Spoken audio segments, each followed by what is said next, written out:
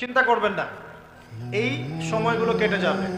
যখন এই জুলুম চূড়ান্ত মাত্রায় উঠবে, তখন আল্লাহ রাব্বুল আলামিন মুসলিমদের মধ্যে একজন ইমামকে পাঠাবেন, তার নাম মুহাম্মদ। কি নাম? মুহাম্মদ। তাকে মানুষ বলবে আল মাহদি। এটা তার টাইটেল, মাহদি তার নাম নয়, তার নাম হচ্ছে মুহাম্মদ। তার বাবার নাম হবে আব্দুল্লাহ, তার মায়ের নাম হবে আমিনা, ঠিক নবী সাল্লাল্লাহু আলাইহি ওয়াসাল্লামের মতোই। এবং তিনি মুহাম্মদ সাল্লাল্লাহু আলাইহি ওয়াসাল্লামের বংশধরদের মধ্যেই হবেন। মাহদি চট্টগ্রাম থেকে বের হবে না, মাহদি বুয়েট থেকে বের হবে না। বাংলাদেশ থেকেও তো 2-4টা মাহদি অলরেডি বের হয়ে গেছে, বের হয় নাই? আর মাহদি আরবি ভাষায় কথা বলবে। কি ভাষায় কথা বলবে? পাঞ্জাবি ভাষায় কথা বলবে না। আমাদের পাঞ্জাব থেকে একটা মাহদি বের হয়েছিল ইংরেজদের সময়, ব্রিটিশ আমলে। সে বলেছে আমি মাহদি, আমি ঈসা। নাউজুবিল্লাহ। পরে দাবি করেছে সেই নবী।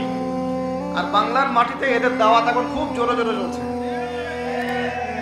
নাম দিয়েছে আহমেদিয়া মুসলিম জামাত। নাম শুনেছেন নাকি? তাদের এই নেতা দাবি করেছিল সে মাহদি, সেই ঈসা। নাউজুবিল্লাহ। তো মাহদি আরবি ভাষায় কথা বলবে ভাই।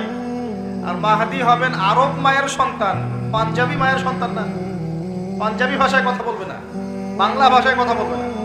তিনি মদিনা থেকে আসবেন। কোথা থেকে?